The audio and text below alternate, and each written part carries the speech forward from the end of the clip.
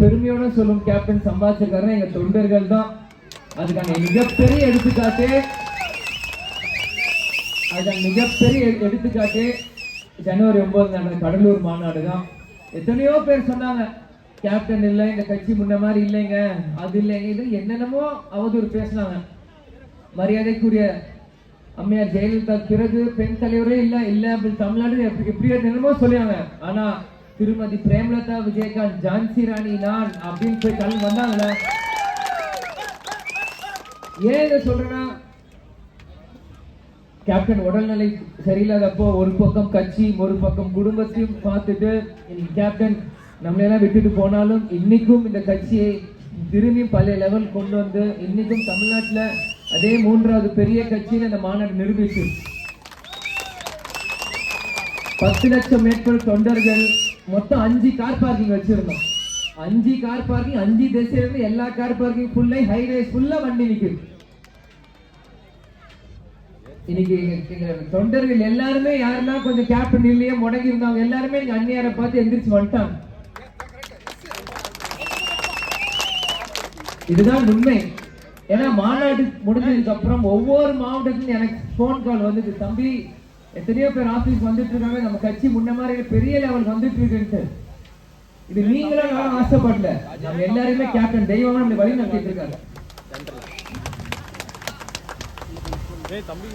இது தேர்தல் காலம்.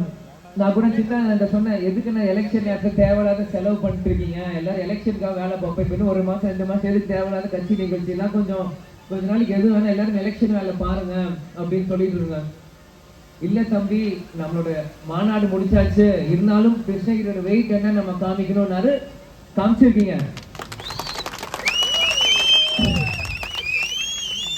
ஏன்னா ஹைவேஸ் நானும் பார்த்துட்டு இருக்கேன், வழி நெடுக்க கொடி, வழி நெடுக்க பேனர். சரி நானும் உள்ள அவர் கூட மேல வாங்க, நான் கூட சரி 10 மீட்டர் தான் இருக்கேன், எதுக்கு நான் கீழே உட்காந்து போயிடலான்னு.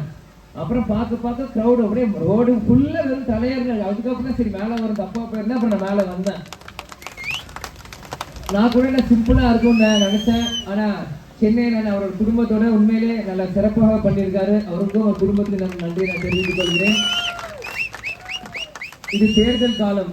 இன்னைக்கு எல்லா நம்ம தொண்டர்கள் தாண்டி கட்சி தலைவர்கள் தாண்டி மீடியா தான் ரொம்ப ஆர்வமா இருக்காங்க நம்ம எந்த பக்கம் கூட்டணி சேருவோன்ட்டு.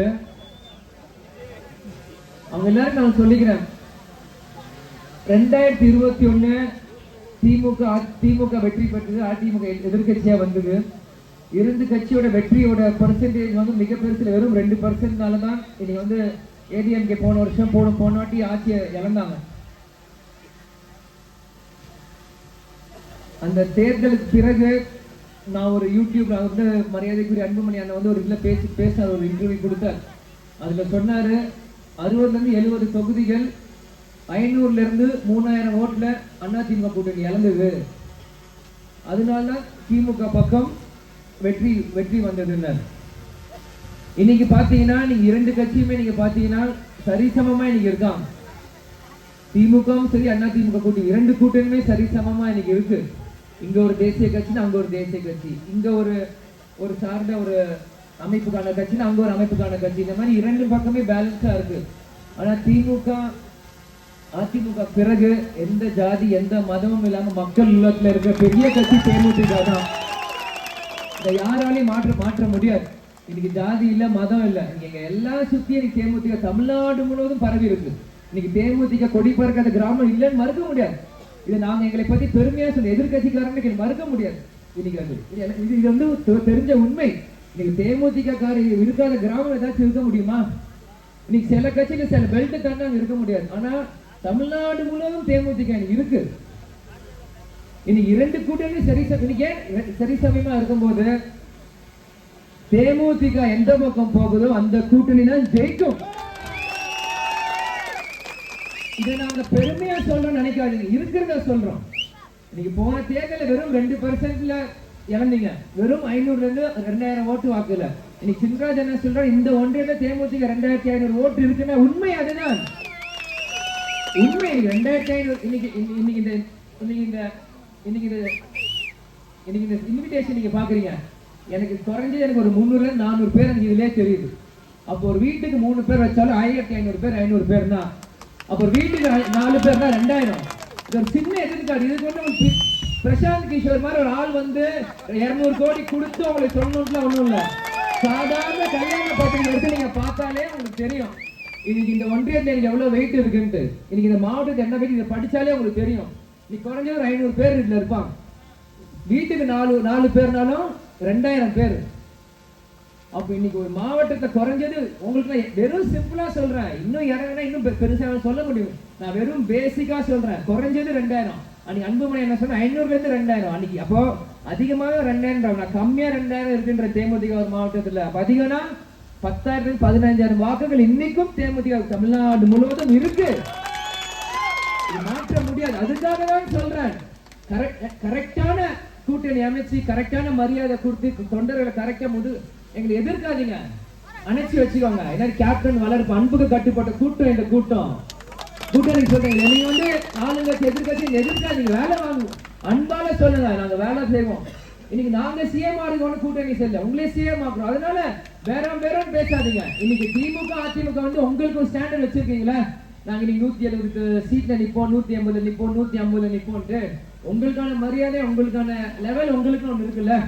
அப்ப அதே தானே எங்க கட்சிக்கும் இருக்கு. நாங்க எதுக்கு அது கீழே வரோம்? அதுக்கு எங்களுக்கான மரியாதை நாங்க கேட்கிறோம், எங்களுக்கு உரிமையை தான் நாங்க கேட்கிறோம். இன்னைக்கு போன எம்எல்ஏ 41 தொகுதி 2010 கூட்டணி வச்சோம். 29 எம்எல்ஏ, அது 9ல இருந்து 10 எம்எல்ஏ நம்மளை விட்டு போயிருப்பாங்க. இன்னைக்கும் அந்த 20 எம்எல்ஏ குறைஞ்ச இன்னைக்கு தேமுதிக நிக்கிறாங்களே. அப்ப அந்த எம்எல்ஏ வாழ்க்கையை நாங்க பாக்கணும்ல. எல்லாரும் உங்க கட்சியை மட்டும் பார்க்காதீங்க. நீங்க முதலமைச்சரா 2 பேர் வரும்போது நீங்க கட்சியை தமிழ்நாட்டே நீங்க பார்க்கணும். அதனால நீங்க உங்க கட்சியை பார்க்காதீங்க, கூட்டணியை பாருங்க. அந்த 20-30 தொகுதியை உங்களுக்கு கொடுக்கறது நாங்க ஜெயிக்கிறது இல்ல, உங்களை ஆட்சியில உட்கார வைக்கிறது. அந்த 30-20 தொகுதி நாங்க கேட்கிறோம். அதை நீங்க பாருங்க. தேமுதிக ரொம்ப பேசுறாங்க, நாங்க சொல்லல. உங்களை நாங்க சரியான விதத்துல உங்களுக்கு புரிய வைக்கிறோம். இந்த கண்ணோட்டத்தையும் பாருங்கன்னு சொல்றோம். உங்க கண்ணோட்டத்துல இருந்து பாக்காதீங்க, நாங்க உங்க கண்ணோட்டத்துல இருந்து நாங்க பார்த்துட்டு தான் நாங்க இந்த கண்ணோட்டத்துல உங்களுக்கு சொல்றோம். அதனால திரும்பியும் சொல்றேன், திருமதி பிரேமலதா விஜயகாந்த் நல்ல முடிவு எடுப்பாங்க. நம்ம தொண்டர்கள் எல்லாருக்குமே நான் சொல்றேன், இந்த தேர்தல் ஈகோ பொறாம நான் பெரிய நீ சின்ன இந்த ஜாதி அந்த ஜாதி அந்த எல்லாத்தையும் தூக்கி போடுங்க. இன்னைக்கு நம்ம எல்லாருமே தமிழ்நாடு மூலம் எதுக்கு ஒண்ணு சேர்ந்திருக்கோம்? கேப்டன் என்ற ஒரு சொல். அந்த கேப்டன் என்ற ஒரு சொல்லுக்காக தான் நீங்க நம்ம எல்லாரும் ஒன்று கூட்டியிருக்கோம். இன்னைக்கு அதை தேமுதிக என்ற கட்சி இன்னைக்கு சிவப்பு மஞ்சள் கருப்பு கொடி போட்டு மஃப்ளர் போட்டு நீங்க வரீங்கன்னா இதுதான் நம்ம இன்னைக்கு நம்ம ஒரு குடும்பத்தை சொன்னா என்ன பண்ணுவோம்? எல்லாரும் கேட்போம்ல, கேட்போமா இல்லையா? அதேதான் கட்சியும். இன்னைக்கு அந்நியா இந்த தேர்தல் எதுக்கு சொல்றாங்க? நம்ம கட்சி கேப்டன் நம்ம லட்சியம் வெல்வது நிச்சயம் சொல்லியிருக்காருல்ல. இந்த லட்சியத்தான் நம்ம ஜெயிக்கணும். கண்டிப்பாக எல்லாரும் தூக்கி எறிஞ்சு இந்த தேர்தல் அந்நியாயம் அம்மா என்ன சொல்றாங்களோ அது கட்டுப்பட்டு இந்த தேர்தல் செய்வோம். 100க்கு 200% எல்லாரும் வேலை பாருங்க. நம்ம போற கூட்டணி 100% ஜெயிக்கும். இந்த தேர்தல் சத்திரனா இருக்கிறோட சாணக்கியனா இருப்போம். தேர்தலுக்கு முன்னாடி சில பேர் அந்த கட்சிக்கு அவ்வளவு எம்எல்ஏ இருக்கு, இந்த கட்சிக்கு அதெல்லாம் நீங்க தூக்கி போட்டுருங்க. தேர்தலுக்கு பிறகு எந்த கட்சிக்கு எத்தனை எம்எல்ஏ இருக்கு அதுதான் பேசும். அதை யோசிங்க. தேர்தல் அதுதான் சொல்றேன், சத்திரனா சாணக்கியனா இருக்கும். நம்மளோட ஒரே ஒரு இலக்கு இந்த வாட்டி எந்த கூட்டணிக்கு போனோமோ அந்த கூட்டணி நம்ம உண்மையா வேலை பார்த்து ஜெயிக்கணும். 2, எத்தனை எம்எல்ஏ சீட் கிடைக்குதோ அது 100க்கு 100% அடிக்கணும். அதுதான் 100 out of 100 வாங்குறோம். அது 15 20 30 கணக்கு இல்ல, 100 out of 100 அதுதான் முக்கியம்.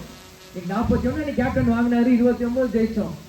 நீங்க அந்நியா 20 30 40 எது வாங்கினாலும் அந்த நம்பர் 100% ஜெயிக்கணும். செஞ்சிடலாமா?